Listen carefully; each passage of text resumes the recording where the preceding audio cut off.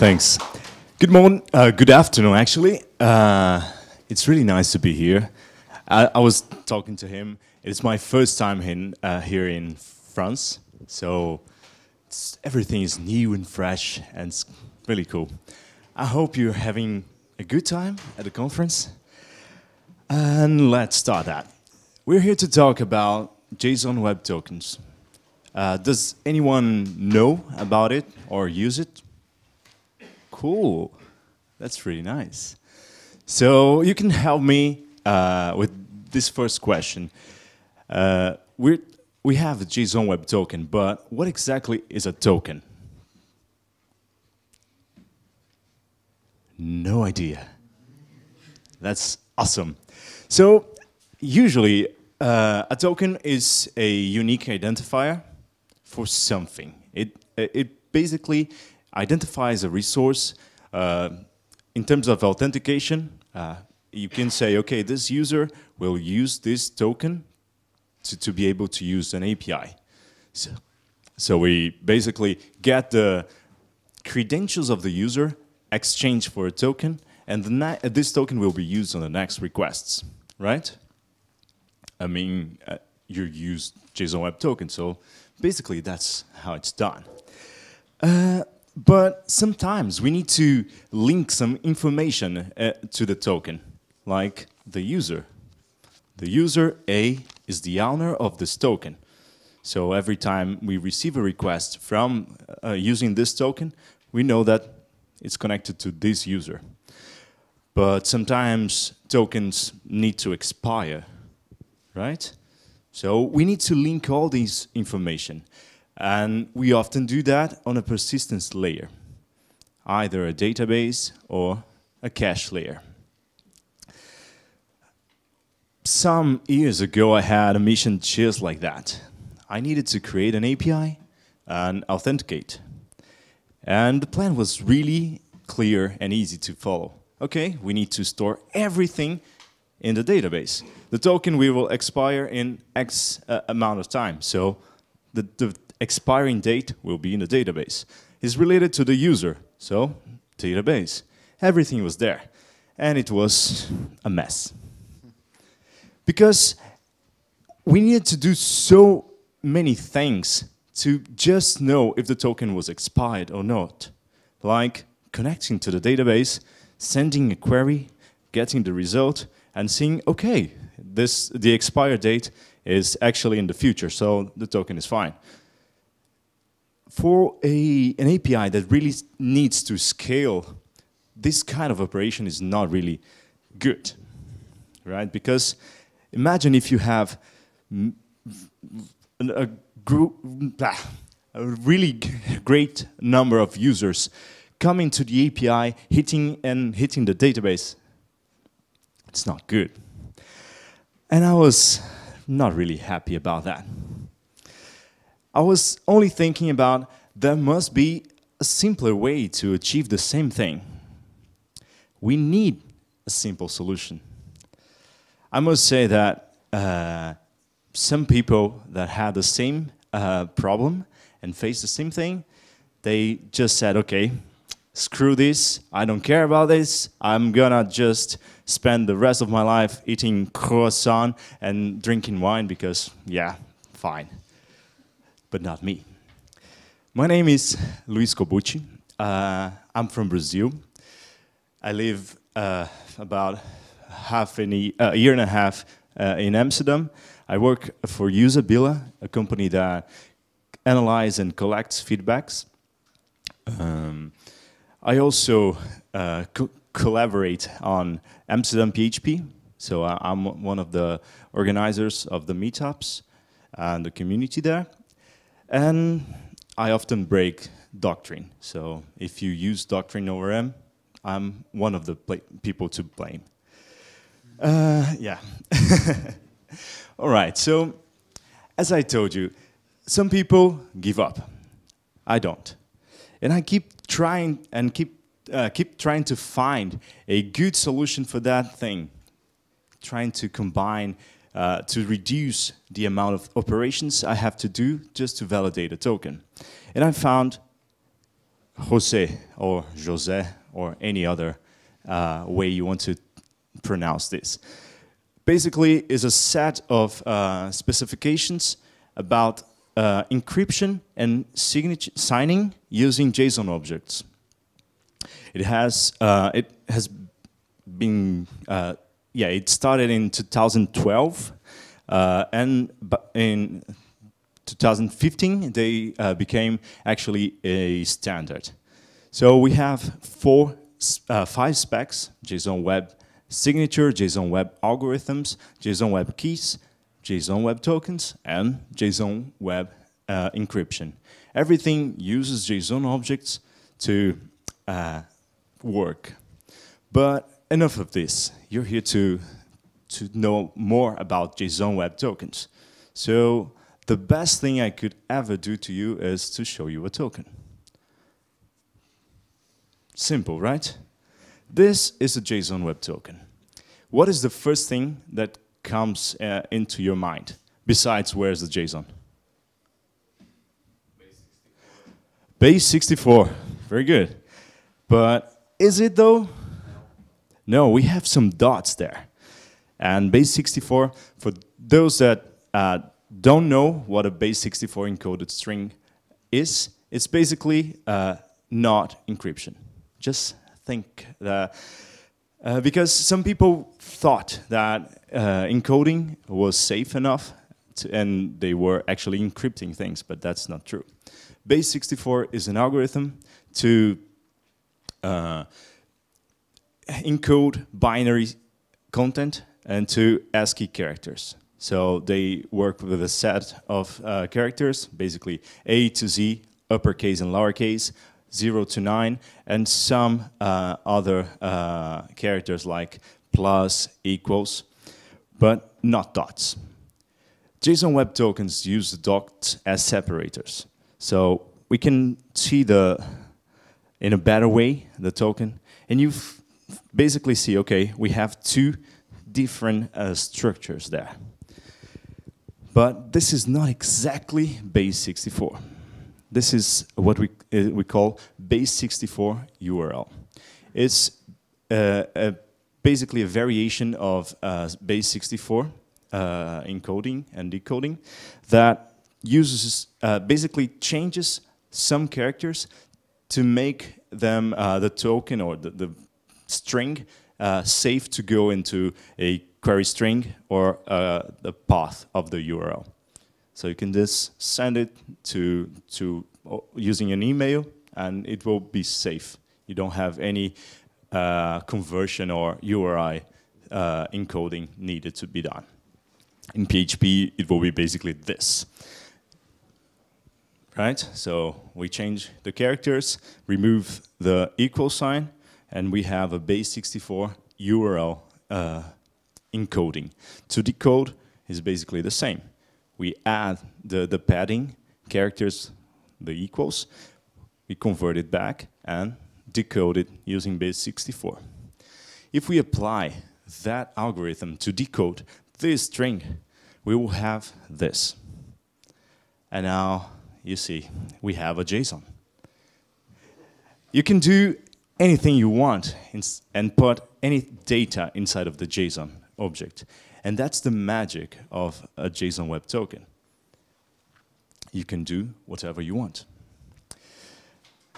So let's take a look on how it works and some use cases. The first one, obviously, authentication. So we have 2 applications, the server side and the client side. The client will send a request saying, okay, I have the user and the password. Please, server, validate this information and create me a token. The server will see, okay, the information is valid. I will create a token and I will say, I am the issuer of this token. This can be only used by this client and is valid for this amount of time.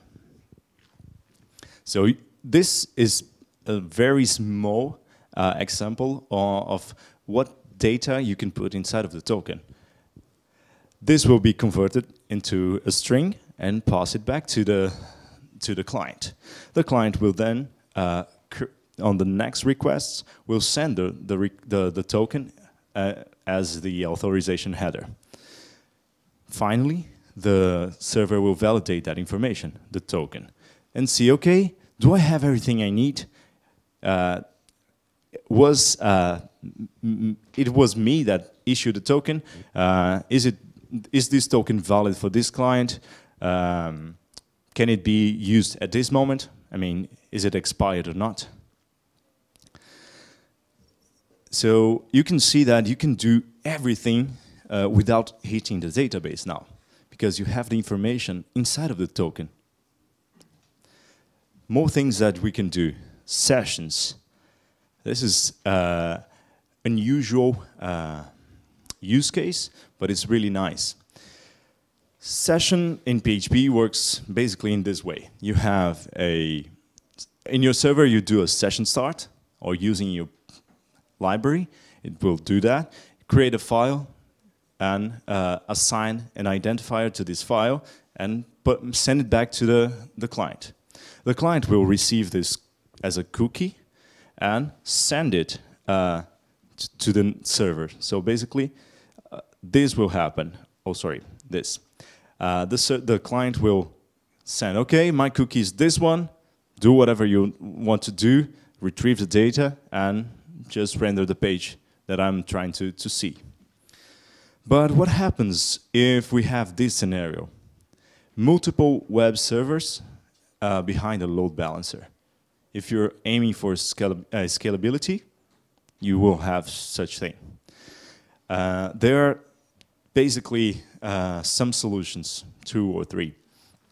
The first one is I remove the file from the storage from the web server. So I use a cache or a database to store the session data, and the web server will connect to this persistence layer to know, okay, this is the session data that I need to recover and to use to render the resource.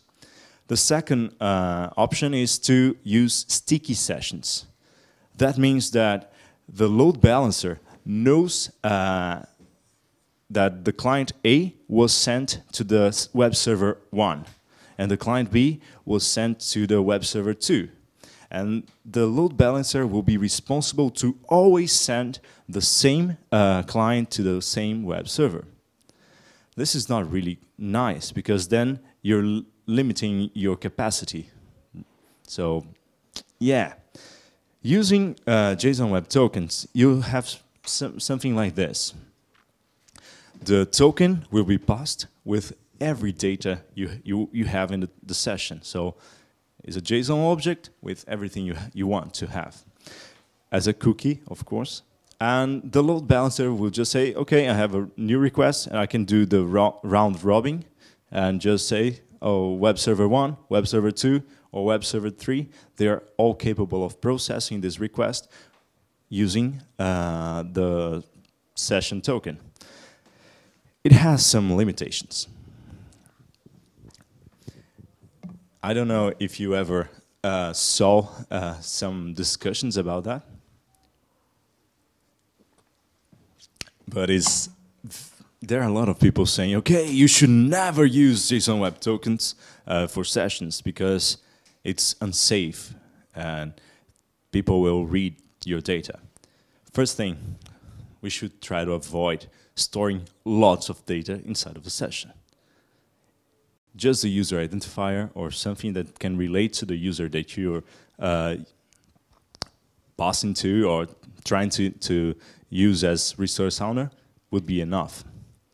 But okay, so the first thing is the private information cannot be stored because it's encoding, not encryption. Invalidation of the session needs to be handled in a different way. So you need to manually revoke your token if you want, because when the session is changed, a new token is issued with the new data. The amount of traffic increases because you have a big message and you're sending as a cookie every time, which sometimes causes the limit in terms of amount of data. You have some browsers will give you some bytes that you can use as header, but different browsers may limit that. And finally, race conditions. Writing things and changing things, you can have problems. However, if you are still fine using that, there are some libraries. This one is pretty nice. It's interesting because the previous talk in this room was also talking about middlewares, and this is basically a PSR7 middleware that is also being converted to a PSR15. We wrote together Maluquinho, Marco Pivetta, and me, and it works immensely, but it has the limitations that I said before. Okay, what more can we have with JSON Web Tokens? You can use it, as I said, to identify links. So you probably already created something like a reset password function in your system that you need to create a token, and this token goes to the email, and this token is linked to the user, it expires. You can basically put everything together inside of the JSON and send it to the email. The user will click there, and you don't need to do any request to the database to see, okay, this is valid or not. CSRF is something that you can also do to validate forms and prevent cross-request forgery. And you can do whatever you like. You can pass that on WebSockets. You can use it to validate requests, as we have some web service that basically validates the content of the request. So you can create a token that validates if the method and the URI and the query string and body were used in this way. So if the token doesn't match with the request you're receiving, it's just invalid. You can just say, okay, go away. But let's try to understand how the tokens actually works. So we saw this structure, right? The first part is the headers. The headers works as a metadata to the token and identifies, okay, the body that we'll have there, the payload, the data, it is a JSON web token. The algorithm is something that we're going to talk in a bit, but it basically identifies, okay, I'm using RSA or HMAC or any other algorithm to create, to validate the token. The token, the data or claims, defines basically defines the data of what you're passing. So you have three kinds of claims: the private ones, the registered ones, and the public ones. The private ones are the ones that so the client and the server, they decide, okay, we're gonna use UID as the user identifier, and it's gonna be an integer. It's private just between these two parties, and they understand, and nobody will be able to use in this context a different meaning for the UID claim. However, different issues may have a different meaning. So you might have conflicts for different issuers. A registered token, registered claim, is something that is standardized. So you have a list of claims that nobody can give a different meaning. A public claim was once a private claim, but it was so popular that people started to standardize, and they're planning to become a registered token, a registered claim. A list of claims that are registered is basically this. The first one is the token identifier. It's a unique ID for the token.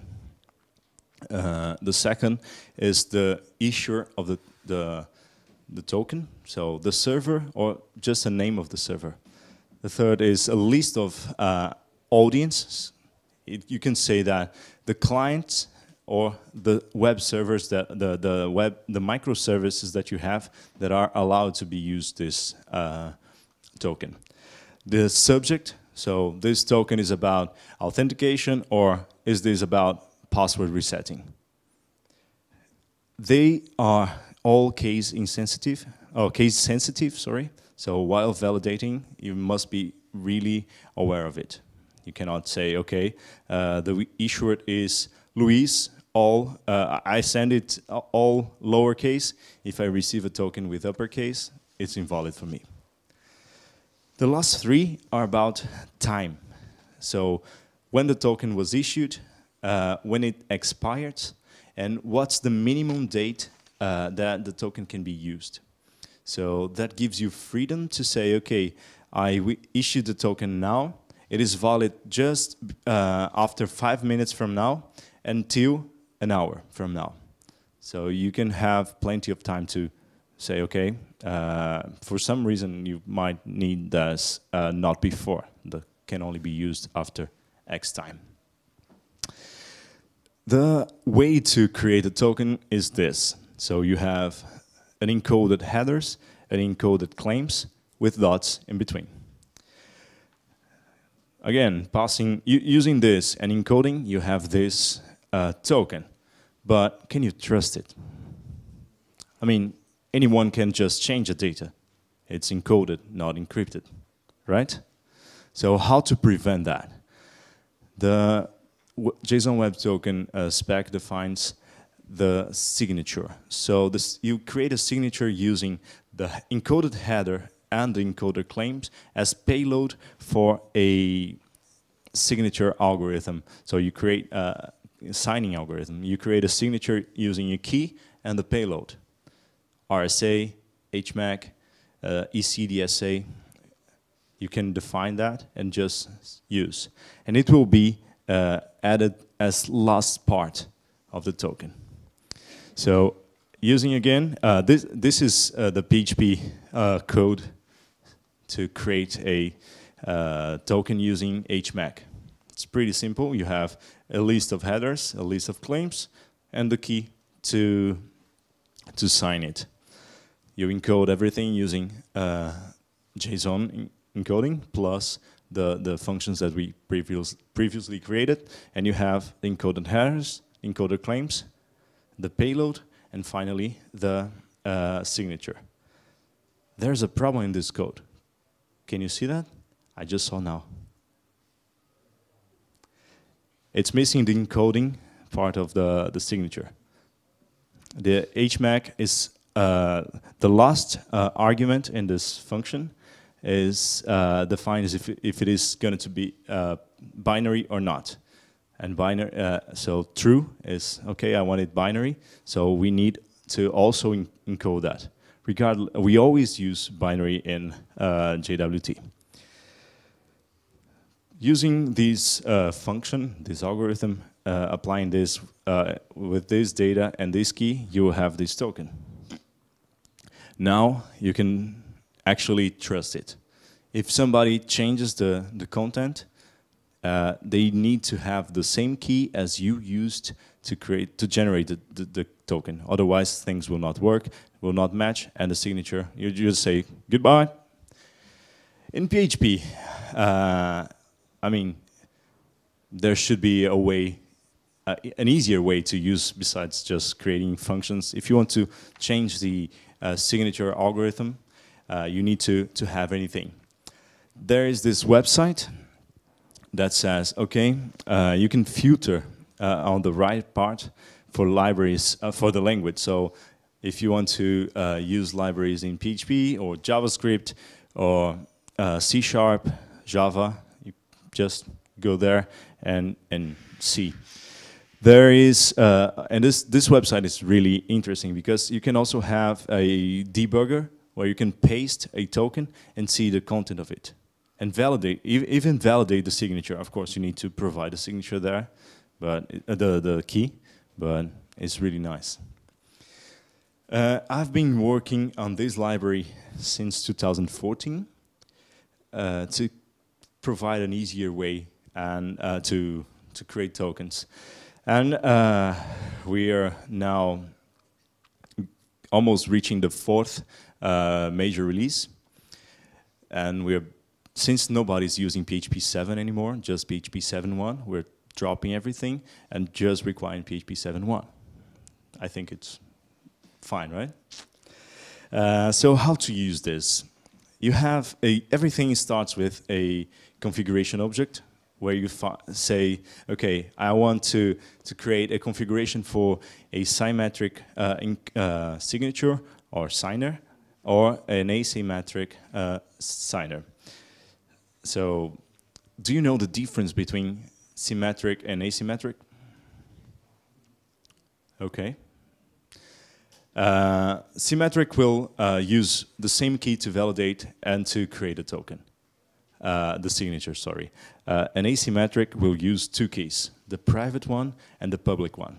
Public keys can be really public. You can just say, okay, this is my public key, you can validate any token that I create, but you cannot create new tokens. That's essentially the difference between the two types of algorithms. So you have this object, and all you need to do is this. Create, using the configuration, you get a token builder, and you pass your custom, your private claim saying UID equals to 1, and you get the token. This will get you a immutable object, so it means that it can't be changed only through reflection, but you should never do that using your library, right? If you want to use the register claims, you can start by saying, okay, this token is identified by this ID. So you can just, in a Fluent interface, you can just say, okay, add some new information, like it was issued by me and can only be used by these two clients. And this is the time that is valid. So this is, I'm issued the token now. It can only be used after 5 minutes from now, and it will expire in an hour. How long this token is valid?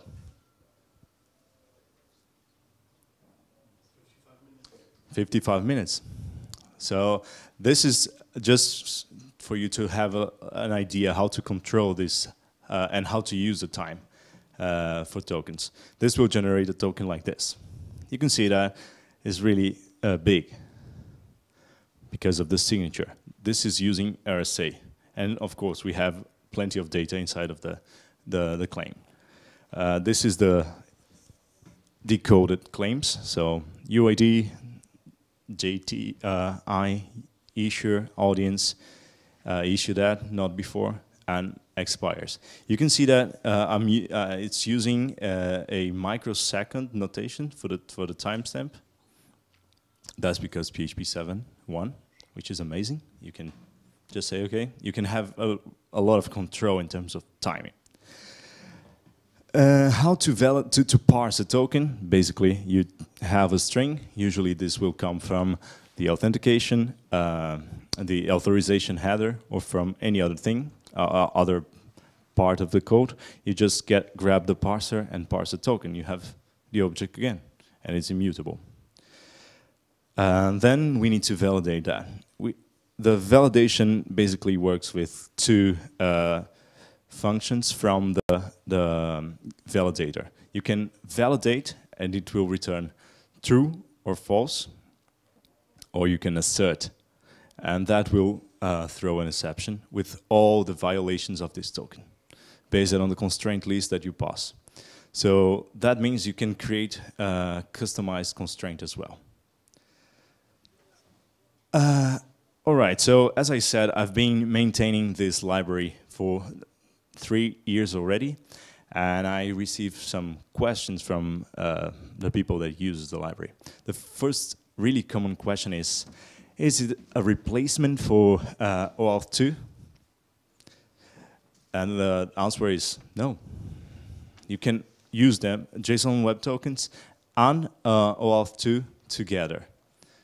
I don't know how familiar with OAuth2 you are, but you have an access token and a refresh token. Both could be a JWT if you want. And then you don't need to do any database hit to know if the refresh token is linked to the access token. You can just, okay, read the data and see how it goes. Other common question is, what kind of algorithm should I use? I mean, we have plenty of options. HMAC, 256, 512, or RSA, or ECDSA. My general advice is avoid HMAC because it is symmetric. Stick with RSA or ECDSA. Usually I recommend RSA because it's commonly known.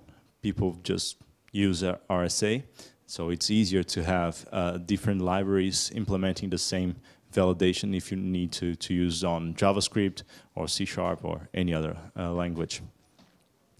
It's nice to say that RSA creates a signature that is slightly bigger when compared to ECDSA, but the validation, the verification of the signature in using RSA is faster.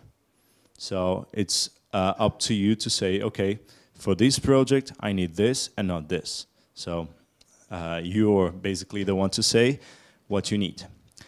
How to block tokens, how to revoke the access of some tokens. That is a very interesting question because we have, let's say we are creating an API and we need to block a user because it was doing some weird things in the API and we want to revoke all the tokens that this user has. We have, to do this specific scenario, the easiest way is to create a whitelist. So every token you create, you will store it in somewhere, a cache layer, for example, and then you just, when you need to revoke, you just remove all the tokens from the whitelist. And when you're validating the token, you check, okay, is this token inside of the storage, the cache or not, the whitelist?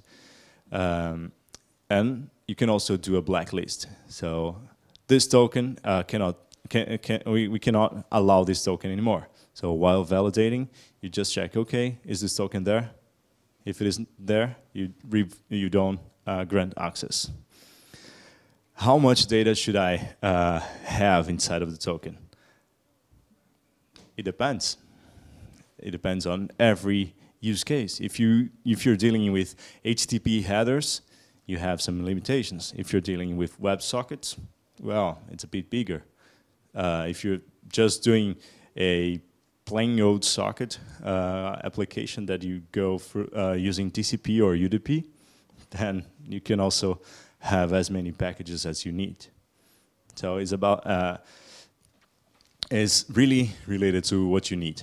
Usually, I try to keep it as minimal as possible because it's a huge strain. And finally, how can I secure the token? Because we're talking about encoding, but how to encrypt the token and prevent people from reading and extracting the data without having the key to actually have access. Then you need to use JSON Web Tokens together with JSON Web Encryption. That will basically create a token inside of another token. And then you have a huge string that is really encrypted, and you have control on who can read and who cannot read the data from that. And that's it. Questions?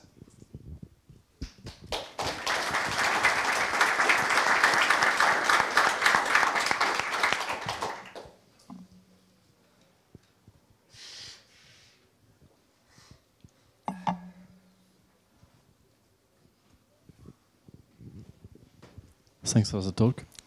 I've got a question about how to protect against replay in the between the expiration window and the creation of the token. So if the token is stolen and we used again in between the window. Okay, so the idea of the token is that it can be reused. If you don't want it to be reused, then you create the time interval of the expiration should be really short, and every time you create a new token, every time you do a request, you give it a token back. So with that, you will basically ensure that, okay, the token is valid for 30 seconds. Then you cannot have any problem. If you need to be more strict than that, when you receive a request with that particular token, this token will have to have an identifier, and you store that identifier inside of the blacklist. So the next token that will, if you reuse that same token, you will check, okay, is it blacklisted? Yes, so revoke the access. Can we suppose can we use time in to the key, like TOTP? Yeah, you can. I mean, there's nothing saying how you use a token. It's basically saying, okay, you have this set of claims, go crazy. Thanks.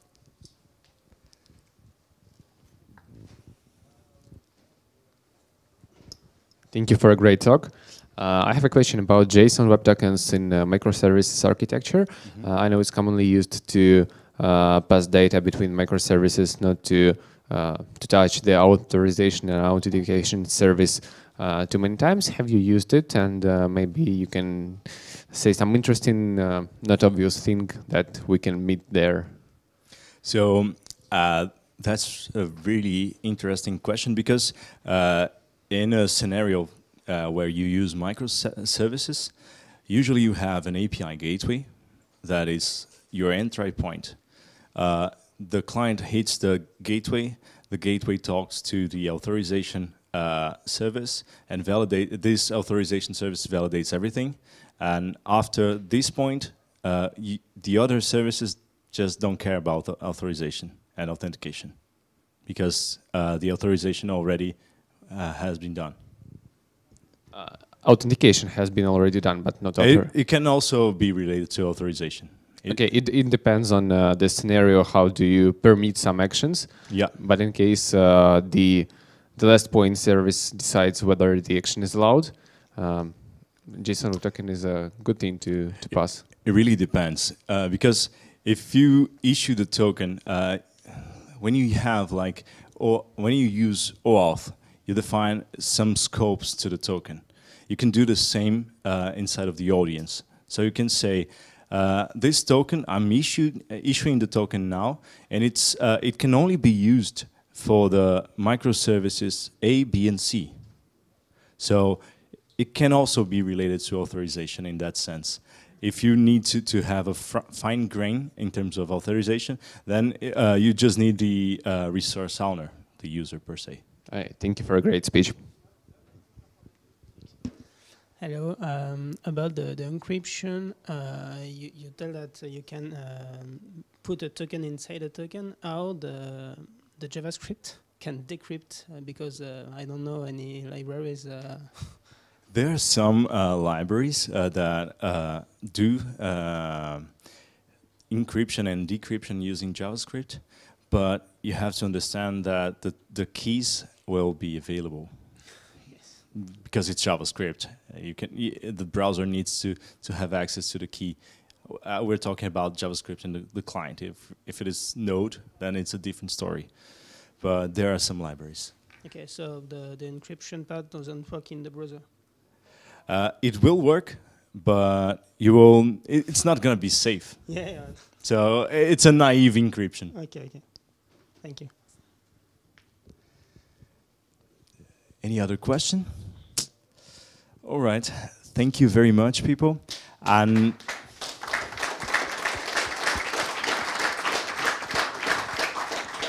please leave feedbacks, not only for this session, but for all the other sessions. It's really important for us to know what can we improve and how to get better. Thank you.